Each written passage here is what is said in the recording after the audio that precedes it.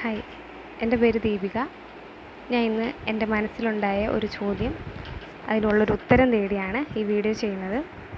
ഇന്നത്തെ കാലത്ത് എല്ലാവരും ആണെന്നോ പെണ്ണെന്നോ വ്യത്യാസമില്ലാതെ ജോലിക്ക് പോകുന്നവരാണ്.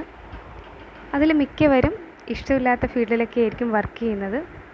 വളരെ ചുരുക്കം ആൾക്കാർക്ക് അവർക്ക് ഇഷ്ടപ്പെട്ട ഫീൽഡിൽ വർക്ക് ചെയ്യാൻ പറ്റാറുണ്ട്. അതൊക്കെ ഭയങ്കര ഭാഗ്യമുള്ളവരായിട്ടാണ് ഞാൻ അവരെ കാണുന്നത്. മറ്റു ചിലർ വീട്ടുകാർ നിർബന്ധിച്ചുകൊണ്ടോ അല്ലെങ്കിൽ ജീവിത സാഹചര്യം കൊണ്ടോ ഒക്കെ ആയിരിക്കും ഇഷ്ടമില്ലാത്തൊരു പ്രൊഫഷനിൽ നിൽക്കുന്നത്. അപ്പോൾ അങ്ങനെയൊക്കെ ഉള്ളവരുണ്ടെങ്കിൽ ഈ രണ്ടാമത് പറഞ്ഞ കൂട്ടർ, അതായത് ജീവിതത്തിൽ പഠിച്ചു പോയില്ലേ ഒരു സബ്ജക്റ്റ്, അപ്പോൾ ഇനി വേറെ ജോലിക്കൊന്നും പോകാനും പറ്റത്തില്ല എന്നുള്ളത് കൊണ്ട് ഇന്ന ജോലിക്ക് നിൽക്കുന്നു, അങ്ങനെയുള്ളവരുണ്ടെങ്കിൽ നിങ്ങളെങ്ങനെയാണ് ആ ഇഷ്ടമില്ലാത്ത ജോലിയിൽ പിടിച്ചു നിൽക്കുന്നത് അത് പറയണം. പിന്നെ എസ്പെഷ്യലി മെൻഷൻ ചെയ്ത് പറയാനാണെങ്കിൽ കല്യാണം കഴിഞ്ഞ് കുഞ്ഞുങ്ങളൊക്കെ ഉള്ള അമ്മമാരുണ്ട്. അവർക്ക് കൈക്കുഞ്ഞുങ്ങളൊക്കെ ആയിരിക്കും.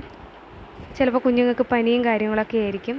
അപ്പോൾ അവരുടെ വീട്ടിലോ ഹസ്ബൻഡിൻ്റെ വീട്ടിലോ കുഞ്ഞുങ്ങളെ നോക്കാനൊന്നും ആരും കാണത്തില്ല. പക്ഷെ അവർക്ക് പെട്ടെന്ന് ലീവ് കിട്ടുന്ന പ്രൊഫഷനും ആയിരിക്കത്തില്ല. അപ്പോൾ അങ്ങനെയൊക്കെ ഉള്ളപ്പോൾ നിങ്ങളെങ്ങനെയാണ് അവിടെ ഒരു പ്രഷർ വരും, വർക്ക് പ്രഷറും വരും, വീട്ടിൽ നിന്നൊരു പ്രഷർ വരും. ആ പ്രഷറിനെ നിങ്ങളെങ്ങനെയാണ് നേരിടുന്നത്? അങ്ങനെ നിലവിൽ അങ്ങനെയുള്ള സിറ്റുവേഷൻസ് ഉള്ളവരുണ്ടെങ്കിൽ ഒന്ന് കമൻറ്റ് സെക്ഷനിൽ പറയണേ.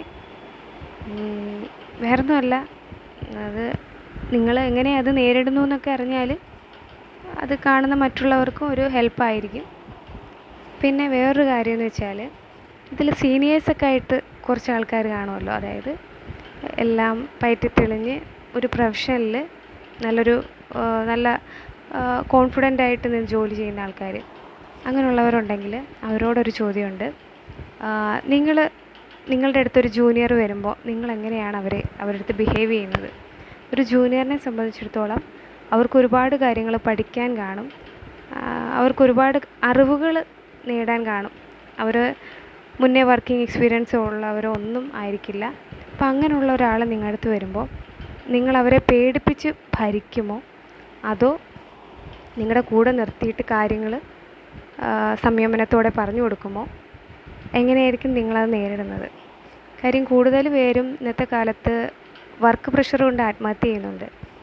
അപ്പോൾ അങ്ങനെ കൂടുതൽ പേരും ചെയ്യുന്നത് സീനിയേഴ്സിൻ്റെ അടുത്ത് നിന്നൊക്കെയുള്ള പ്രഷർ കൊണ്ടായിരിക്കും. അപ്പോൾ എൻ്റെ ഈ വീഡിയോ കാണുന്ന ആരെങ്കിലും ഉണ്ടെങ്കിൽ ദയവ് ചെയ്ത് നിങ്ങളാരും നിങ്ങളുടെ ജൂനിയേഴ്സിൻ്റെ അടുത്ത് അങ്ങനെയൊന്നും ചെയ്യാതിരിക്കുക. ഓക്കെ.